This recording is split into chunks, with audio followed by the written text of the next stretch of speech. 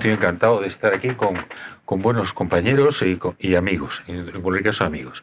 Vamos a ver, el tema que nos ocupa es la declaración de estado de alarma en relación con los poderes del Estado. En la mesa anterior se aludió por Vicente a una cuestión que yo entiendo que es nuclear. Me refiero a las relaciones, en este caso, entre Tribunal Constitucional y Tribunal Supremo, y también a las relaciones entre Cortes Generales y Gobierno.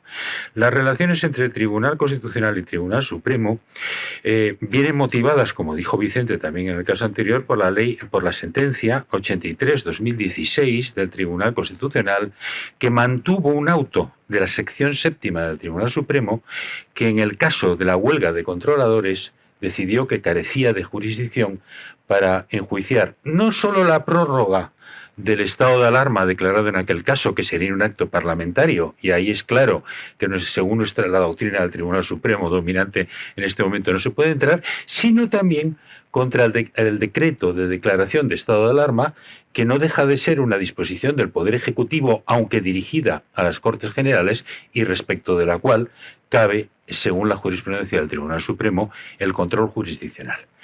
La respuesta del Tribunal Constitucional respecto de la segunda cuestión, la prórroga del estado de alarma, es evidente, pero respecto de la primera, Vicente se ha manifestado en contra de la jurisprudencia que se mantiene, y eso fue muy discutido en el Tribunal Supremo, del que yo formé parte en los recursos urgentes por la protección de derechos fundamentales contra la declaración del estado de la COVID-19, porque la sección cuarta era y es la competente en esa materia de recursos, sobre si éramos competentes o no éramos competentes para enjuiciar la declaración del estado de alarma.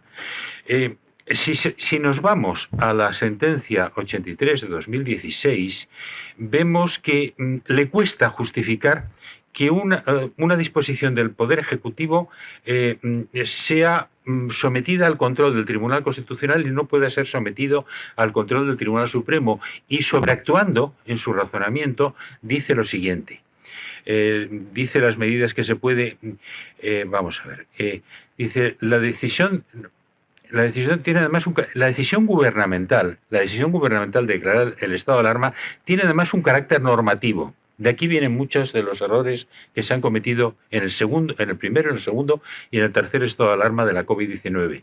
En cuanto establece el contrato estatuto jurídico del Estado que se declara. En otras palabras, dispone la legalidad aplicable durante su vigencia, constituyendo también fuente de habilitación de disposiciones y actos administrativos. La decisión gubernamental viene así a integrar en cada caso, sumándose a la Constitución y a la Ley Orgánica 4/1981, y este es el punto esencial, el sistema de fuentes del derecho de excepción, al complementar el derecho de excepción de aplicación al concreto estado declarado.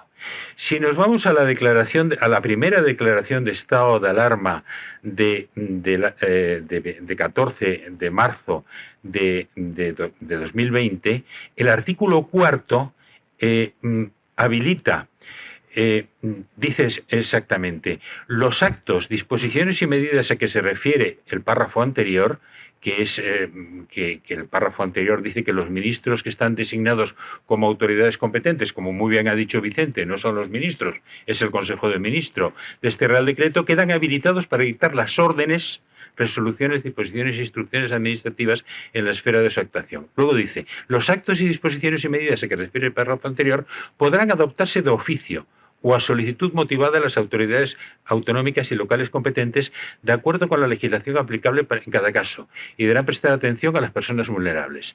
Para ello no será precisa la tramitación de procedimiento administrativo alguno. Esto es la mayor barbaridad jurídica que se puede leer en una declaración de estado de alarma. ¿Cuál ha sido la consecuencia? Bueno, evidentemente en las resoluciones del Tribunal Supremo no ha prosperado, y nadie ha defendido, entrar a controlar la declaración del estado de alarma, porque por desgracia la sentencia 83/2016 del Tribunal Constitucional es clara y no se puede controlar.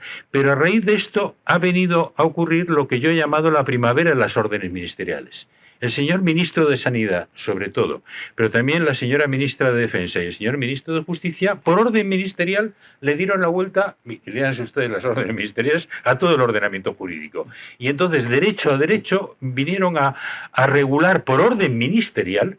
Cualquier administrativista se echa las manos a la cabeza sin dictamen del Consejo de Estado, aunque es un reglamento ejecutivo, pero claro, tienen la cobertura, esta cobertura. No hay nadie que haya defendido que no hay dictamen del Consejo de Estado. A lo mejor habríamos planteado una cuestión de inconstitucionalidad en caso de que alguien lo hubiera planteado en los recursos que se ha planteado. Vinieron a desarrollar todos los derechos fundamentales, medida a medida, y el derecho, la libertad de circulación, los derechos más, todos los derechos, con una serie de regulaciones, pues caprichosas, que cuando se discutía y se pedía, en algún caso se ha pedido que se completase el expediente, decía no, esto es el comité de expertos el que ha establecido estas limitaciones. ¿Y dónde está el comité de expertos? Luego resultó que no había comité de expertos y que el comité de expertos era inexistente. Bueno, si aquí no hay responsabilidad patrimonial, pues en fin, que venga Dios y lo vea, porque es que realmente esto es trastocar todo el ordenamiento jurídico.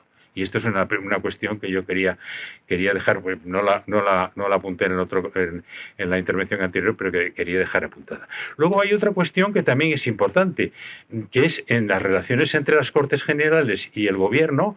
Resulta que un gobierno que tiene 155 escaños, no lo olvidemos, resulta habilitado para dictar decretos leyes, de los cuales casi todos los que habéis citado se acordaron que se tramitasen como proyectos de ley. Y me parece que han sido 2 los únicos que se han aprobado como proyectos de ley, porque los demás duermen el sueño de los justos, con lo cual el control parlamentario o la actividad parlamentaria pues deja mucho a desear, y sin embargo se han aprobado proposiciones de ley en materias, como muy bien ha dicho José Luis Piñar, en materias políticamente comprometidas, como puede ser la ley de eutanasia, que se aprobó por una proposición de ley, por tanto, al ser proposición de ley, sin dictamen del Consejo de Estado, sin informes de ningún otro organismo, en una materia que es una materia troncal y esencial en cualquier Estado de Derecho, en la que se requiere, bueno, pues aquí las Cortes Generales, las relaciones entre Gobierno y Cortes Generales, pues dejan mucho que desear respecto de la mayoría que ha apoyado estas medidas. Pero vamos al segundo y al tercer estado de alarma, en el que se establece la famosa cogobernanza.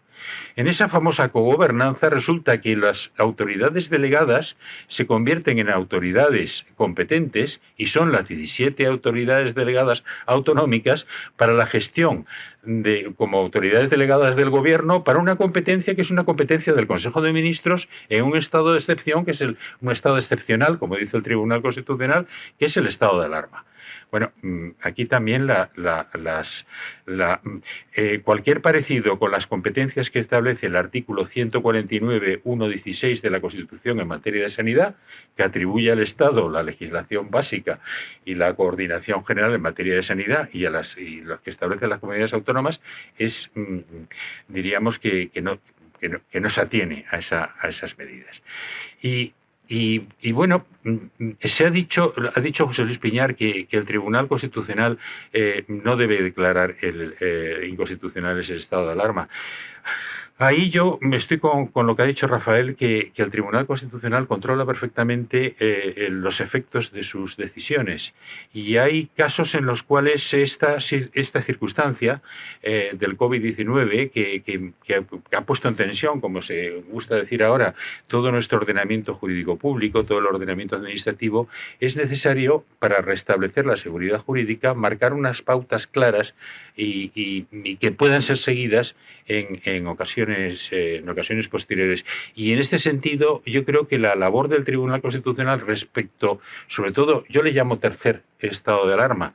Hay otros que dicen que solamente hay 2 estados de alarma. El estado de alarma de Madrid es un estado de alarma.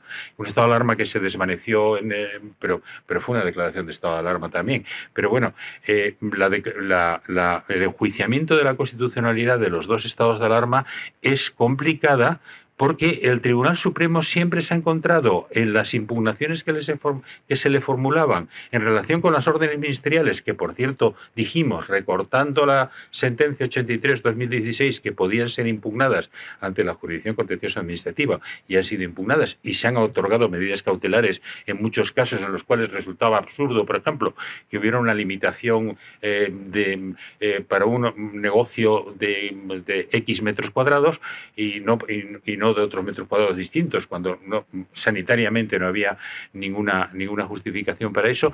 Bueno, pues yo creo que es necesario reconsiderar los límites de los poderes y bueno, propongo dos medidas que ya con esto concluyo, porque me parece que el tiempo, ¿cómo voy de tiempo, señor moderador? Pues termino ya. Propongo dos medidas a modo de, diríamos, de discusión. ¿Se podría entrar a discutir o podría entrar a controlarse jurisdiccionalmente las declaraciones de estado de alarma por la jurisdicción contenciosa en todo aquello que no tuviera valor de ley, fuerza de ley o rango de ley? Es decir, en todo aquello que fuera una declaración gubernativa, como muchas otras que controlan al tribunal, los tribunales ordinarios. Pregunta. Segunda pregunta. Ante el abuso de los decretos leyes, ¿se podría trasladar la tesis del maestro García de Enterría, ilustre compañero y gran jurista, del control de los aspectos ultravires de los decretos legislativos por la jurisdicción contenciosa administrativa a los ultravires de los decretos leyes en aquellas partes en las que no solamente no haya urgencia y necesidad, sino que se aparten claramente de las potestades que el gobierno tiene conforme al artículo 86 de la Constitución y que puedan ser controlados también por la jurisdicción contenciosa administrativa? Esa propuesta, que se ha hecho en alguna ocasión en la Sala Tercera, quizá podría prosperar en un futuro si el Tribunal Constitucional, que ha declarado inconstitucionales los dos decretos leyes de que se ha ocupado hasta ahora, se retrasa en su función. Y no quiero abusar más del tiempo. Muchas gracias.